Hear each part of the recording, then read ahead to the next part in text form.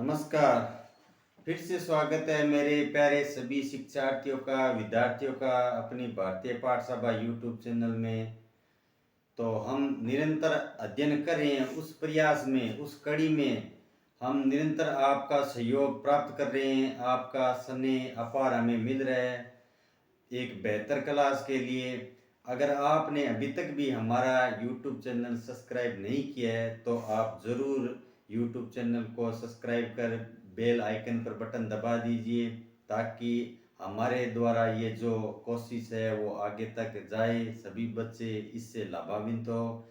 तो इस कड़ी में हम आपसे विनम्र आग्रह करते हैं कि आप नियमित हमारी कक्षाओं का अध्ययन करें और ज़रूर उसमें कमेंट बॉक्स में उत्तर दीजिए। अगर त्रुटिपूर्ण कोई गलती है तो भी हम उसमें सुधार कर सकते हैं। तो हम अध्ययन कर रहे हैं संधि। तो संधि के 3 भेद है, फिर से हम इस पर चर्चा कर लेते हैं ताकि कोई नया विद्यार्थी जुड़े तो वो शुरू से हमारी क्लास से ज़रूर देखे। जो अभी किसी ने सब्सक्राइब किया है तो हम बता दें उनको कि सवर संधि के अंतर्गत हमारे जो 5 भेद है वो उनका हम अध्ययन कर रहे हैं। तो संधि है वो 3 प्रकार की होती है, सवर संधि, व्यंजन संधि और विसर्ग संधि। तो हम अध्ययन कर रहे हैं सवर संधि। तो सवर संधि के 5 भेद है, जिनमें से हमने दीर्घ संधि, गुण संधि और वृद्धि संधि का अध्ययन कर लिया है। बहुत ही अच्छे उदाहरणों के साथ हमने उनको हल किया है, अध्ययन किया है। तो आज हम यण संधि के बारे में अध्ययन करेंगे। तो ये संधि होती है वो विशेष तौर नियमों पर आधारित होती है। अगर हमें नियम अच्छी तरह से याद हैं तो हम संधि को आसानी से पहचान सकते हैं। आजकल क्या है कि संधि की ट्रिकें बहुत ज्यादा है। ट्रिकें संभवतः सही होती है लेकिन 90% सही होती है, लेकिन जहां पर नियमों के साथ संधि का अध्ययन किया जाए तो वो बेहतर होगा। इसलिए आज हम बात करते हैं यण संधि की। तो सबसे पहले यण संधि की परिभाषा है, जब ह्रस्व या दीर्घ, जब ह्रस्व का मतलब होता है छोटा, दीर्घ का मतलब होता है बड़ा, ई आई के बाद या छोटी ई या बड़ी ई के बाद में कोई भी असमान का अर्थ होता है उसके समान स्वर न आए, मतलब उसके विपरीत दूसरा स्वर आ जाए तो ई आई का ये हो जाता है। तो छोटी ई चाहे ह्रस्व चाहे दीर्घ स्वर है ना, जो उसका ये के रूप में परिवर्तन हो जाता है। जैसे ऊ के स्थान पर व, और इन्हीं के बाद में अगर ऊ बड़ा ऊ ह्रस्व और दीर्घ स्वर के बाद में कोई असमान स्वर आता है, असमान मतलब इनके समान ऊ न आकर वो तो दीर्घ बन जाएगा। जैसे इनके बाद में कोई है, ई है, कुछ भी आ जाए असमान तो वो उसके स्थान पर वह हो जाएगा, ठीक है। और उसकी मात्रा भी है ना उसी शब्द के स्वर के अनुसार ही उसके लगेगी। और री के स्थान पर र हो जाता है। री के बाद में अगर कोई असमान स्वर आए, समान की बात नहीं करें, असमान स्वर अगर री के बाद में आए तो री हो जाता है। इससे यण संधि कहते हैं, यण संधि। तो इसे ही क्या कहते हैं, यण संधि। यण संधि का नियमों के आधार पर हमें ध्यान रखना चाहिए। अब विशेष कुछ उदाहरण है, इन उदाहरणों को हल करते समय हम ध्यानपूर्वक देखेंगे कि कैसे यण संधि है इनमें। तो हमने पूरी रूपरेखा है वो तैयार करके रखी है पहले, ताकि आप इनका अच्छी तरह से अध्ययन कर सके। जैसे अत्यंत एक शब्द है, अत्यंत शब्द के जब हम दो टुकड़े अर्थात दो भागों में बांटेंगे तो एक होता है अति अंत, अर्थात अति अंत ई। अति का मतलब अत्यंत का मतलब बहुत ज्यादा, अति अंत जिसका अंत क्या है, अति है, यानी अत्यंत, जैसे कहते हैं नहीं ये तो अत्यंत गंभीर मामला है तो अति, इसका अंत क्या है, अति है। उसी प्रकार जब दो विभागों में हमने इनके टुकड़े कर लिए तो अब हम जानते हैं प्रथम शब्द का अंतिम वर्ण क्या है, ई है, और द्वितीय शब्द का प्रथम वर्ण ए, ई के बाद में ए। यही बात हमने पढ़ी थी, ह्रस्व स्वर अर्थात छोटी ई, दीर्घ स्वर अर्थात बड़ी ई।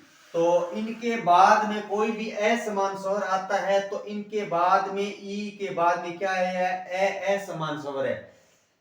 तो इसलिए ये क्या किस में प्रयुक्त हो गया, यह में, अत्यंत।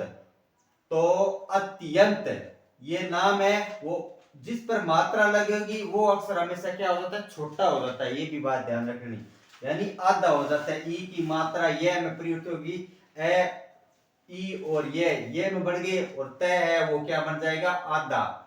ये बात मुख्यतः ध्यान रखनी है। उसी प्रकार जैसे यद्यपि, यद्यपि में क्या है, यदि अपि, यदि अपि इसमें प्रथम शब्द का अंतिम वर्ण ई है और द्वितीय शब्द का प्रथम वर्ण अर्थात स्वर है ए, ई के बाद में, तो ये भी क्या हो जाएगा, ये में परिवर्तित हो जाएगा। तो यद्यपि, तो जिस पर मात्रा लगी है वो छोटी की मात्रा है, ध्यानपूर्वक, जिस पर मात्रा लगी है वो छोटी की मात्रा है, और ये छोटी की मात्रा और ए दोनों ये बन गया, और ये जो द है वो आधा हो गया, और ये यद्यपि ये नाम है द, ये अर्थात द और फिर ये, तो ये नाम हो गया यद्यपि। उसी क्रम में आगे हम बात करते हैं गत्य अवरोध। गत्य अवरोध में गति दल अवरोध, जब इसके हमने दो टुकड़े किए अर्थात दो भागों में बांटा, तो ई और ए ये भी क्या हो गया, ये में परिवर्तित, गत्य अवरोध। आगे अत्याचार, अति धन आचार, ई के बाद में क्या है, आ, यहां पर ई आया है। अब देखो ई के बाद में असमान स्वर आया है आ, तो शब्द भी शब्द सूत्र के अंदर शुद्ध होने चाहिए। जैसे अति धन आचार, ई के बाद में आ आया है, तो स्वर की जो दूसरे स्वर की जो मात्रा होगी ना वो भी उसके साथ में लग जाएगी, परिवर्तित। ये क्या है, ये, और जिसकी मात्रा है वो भी उसके आगे लग जाएगी। अत्याचार, अत्याचार ये तय है वो आधा हो गया है यहां पर, और फिर ये बन गया ई और ए, ये बन गया, और आ की जो मात्रा थी वो या के रूप में हो गई, जैसे अत्याचार। इस प्रकार आप इसको समझ रहे हैं, ध्यान पूर्वक, एक बार नहीं दो बार देखे, आराम से देखे, ताकि समझ में आ जाएगा कि किस प्रकार स्वर की मात्रा भी है वो उसको बढ़ाती है।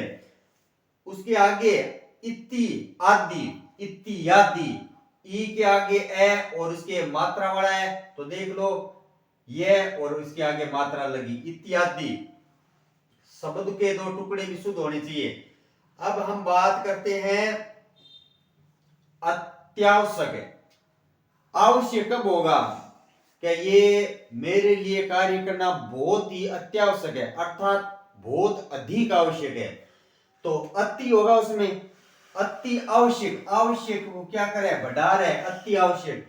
जब ये नाम संधि विच्छेद होकर क्या बन जाता है, अत्यावश्यक, तो अति धन आवश्यक, ई के बाद में आ, ये और मात्रा के रूप में या बन गया, तो अत्यावश्यक। उसी प्रकार में अभी धन आगत, अभ्यागत, तो ये ई के आगे आने वाले से परिवर्तित होने वाले शब्द है। तो अब हम बात करते हैं ई के आगे ऊ आए, तो ये स्वर क्या है, ऊ की मात्रा वाला स्वर है, तो इसकी छोटे ऊ की मात्रा लगेगी, प्रतिधन उत्तर, प्रतिधन, ई के बाद में ऊ आया है, तो ये क्या हो जाएगा, ये, और फिर इसमें परिवर्तित रूप है जो ऊ की मात्रा, ये के नीचे लग जाएगी, प्रत्युत्तर। आप समझ रहे हो, आ के बाद में उसी प्रकार ऊ की मात्रा भी है, वो ई के बाद में असमान स्वर आए तो वो ये बन जाता है, और जिस स्वर की मात्रा हो वो उसके नीचे लग जाती है, और जिसके आगे मात्रा लगी हुई है वो अक्सर आधा हो जाता है, तो तय आधा हो गया। आप समझ रहे हैं। उसी के बाद में प्रत्युपकार, प्रत्युपकार, ई के आगे ऊ है और ऊ की मात्रा है वो ये यू हो गया, प्रत्युपकार। प्रत्येक, ई के आगे ए आया है, अभी हम पढ़ रहे हैं ई के बाद आने वाले असमान स्वर, ई के बाद में क्या आया है, ए आया है, तो ए की मात्रा इसमें लग जाएगी, ई और ए तो हो गई ये, और तय बन गया आधा, और आगे स्वर में ए की मात्रा है तो यह पर लग जाएगी। इस प्रकार हमने जान लिया ई के बाद में ए आए तो ये आ आए तो आ की मात्रा, ई के बाद में उ आए तो उसकी मात्रा, ई के बाद में उ आए तो उ की मात्रा, ई के बाद में ए आए तो उसकी मात्रा। ऐसे अन्य शब्द है, ये भी हमें ध्यान में रखने। अति धन अधिक, अत्यधिक, जो अधिक को क्या बताता है, ज्यादा बताता है। देवी अर्पण, देवी को अर्पण, देव्य अर्पण।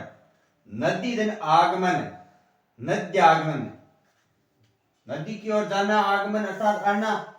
तो इस प्रकार हमने निम्न शब्दों को पढ़ लिया। अब हम बात करते हैं ऊ के बाद आने वाले और वर्ण और कैसे उसमें वह प्रयुक्त होता है। आगे हम बात करते हैं ऊ के बाद में कोई असमान स्वर आए तो हमने पहले ई के बाद आने वाले असमान स्वर का यह बन जाता है। उसी के बाद में अगर ऊ क्रम में छोटा ऊ, ह्रस्व और बड़ा ऊ, दीर्घ के बाद में कोई असमान स्वर आए तो वह बन हो जाता है। कैसे, तो यहाँ पर ये नाम है अन्वय। अन्वय जब इसकी संधि विच्छेद करेंगे तो किसी के पीछे अनुगमन अर्थात अनुदन आए तो ऊ के बाद में असमान स्वर आया है ए, ऊ की मात्रा है वो वह। इस प्रकार ये किस में परिवर्तित हो जाएगा, वह में। ऊ के बाद में ए आते ही वह में परिवर्तित हो जाता है। और जहां पर जिस अक्षर के नीचे मात्रा लगी है वो अक्षर आधा हो जाता है, अन्न। ये न छोटा हो गया अर्थात आधा हो गया, अन्वय। उसी के बाद में हम देखें ऊ के बाद में आ आता है, जैसे स्वागत। स्वागत का जब दो हम इसके टुकड़े करेंगे, सुदन आगत अर्थात ऊ के आगे क्या है आ, स्वागत अर्थात स्वागत है। यहाँ पर आ की मात्रा है वो वह में लग गई, स्वागत है। उसी प्रकार मधवरी, मधवरी में संधि विच्छेद करेंगे तो मधुधन हरि, ऊ के बाद में क्या है ए, तो ये किस में परिवर्तित हो गया, वह में। ऊ के बाद में जो भी असमान स्वर आते हैं वो वह में हो जाता है, और जिसके स्वर की जो मात्रा होती है वो उसके आधे वाले अक्षर के आगे वाले लग जाती है। तो ठीक है, मधुहरी। उसके बाद में ऊदन ई अर्थात अनवंती, इसमें ऊ के आगे आई है ई की मात्रा तो ये वह में परिवर्तित हो जाएगी, और जो ई की मात्रा है वो इस आधे जिसके लगी हुए हम वो आधा हो जाएगा और मात्रा लग जाएगी। उसी प्रकार अन्वेषण, अन्वेषण अनुदन ऐसण, तो ऊ के बाद में यहाँ पर ए आया है तो वह बन जाएगा, और न है वो आधा हो जाएगा, ए की मात्रा है वो बने हुए वर्ण वह पर लग जाएगी। तो ये नाम हो गया अन्वेषण। उसी प्रकार वध्वागमन, वध्वागमन इसके दो हम भाग करेंगे तो पहला होता है वधु अर्थात वधु का आगमन आना, तो वधु धन आगमन, ऊ के आगे आ तो वह बन गया, और जो जिस अक्षर के लगा हुआ है वो आधा हो गया, और जो दूसरे शब्द का प्रथम वर्ण में मात्रा वाला है तो आ की मात्रा लगी। इस प्रकार ऊ धन आ वाह के रूप में परिवर्तित हो गया और नाम बन गया वध्वागमन। अब हम बात करते हैं री के बाद में कोई भी असमान स्वर आए। समान स्वरों में तो हमने पढ़ा था दीर्घ संधि बनती है, और री के बाद असमान स्वर आए वहां पर ये गण संधि में परिवर्तित हो जाते हैं। री के बाद जैसे पित्राल्य, अब पित्राल्य नाम का जब हम संधि विच्छेद करेंगे तो पित्र धन आल्य अर्थात पितरों का घर है, पित्राल्य। पित्र है तो री के आगे आया है, री के आगे आया है तो ये रो बन गया पित्राल्य। उसी के बाद में पित्र धन आज्ञा, पित्राज्ञा, पितरों की आज्ञा तो पित्राज्ञा, तो यहाँ पर री के बाद में आ है और आ की मात्रा है वो त्रय पर आगे लग गई। उसी के बाद में री के आगे ऊ आएगा तो उसी स्वर की जो मात्रा होगी वो स्वर में ही परिवर्तित हो जाएगा। तो यहाँ पर पित्र धन उपदेश, पितरों का उपदेश अर्थात तो ऊ की मात्रा है तो री और ऊ रे बन गया, और जहां पर इसके दूसरे शब्द का प्रथम उन स्वर में ऊ है तो ऊ की मात्रा रह के लग गई। ठीक है, तो ये तय आधा हो गया। पित्र, पितृपदेश। उसी प्रकार आगे मातृपदेश, माता का आदेश, तो मातृजन उपदेश, ये ऐसा का ऐसा ही हो जाएगा। तो आप है मातृदेश शब्द का निर्माण हो गया। अब है पितृ धन इच्छा, पितृच्छा। पितृच्छा में क्या होता है, ई की मात्रा आई है, तो र के बाद में ए समान स्वर आया है ई, और ये र में परिवर्तित हो गया और ई की मात्रा इसके लग गई, और ये तय है वो यहाँ पर आधा हो गया, तो पितृच्छा।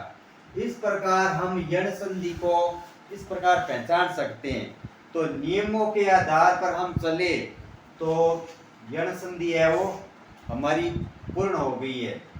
बाकी वह के बाद में पहला अक्षर आधा है, ये के बाद में पहला वाला अक्षर है, जहां दो अक्षरों के बीच में अगर त्रय दिखाई दे तो यण संधि होती है। लेकिन ये बात मैं अभी बता दूं, ज्यादातर हाँ 90% सही होता है, लेकिन हमें नियमों के आधार पर ही चलना चाहिए। हर शब्द है वो नहीं होते, क्योंकि 10% है वो इसमें अपवाद है, तो ज्यादातर हो सकते हैं, लेकिन ज्यादातर नियमों के आधार पर ही अध्ययन करनी चाहिए। तो आज के अध्ययन में बस इतना ही। आगे हम कल अयादी संधि के बारे में अध्ययन करेंगे। तब तक आप हमारा साथ यूं ही देते रहे। तब तक जय हिंद, जय भारत।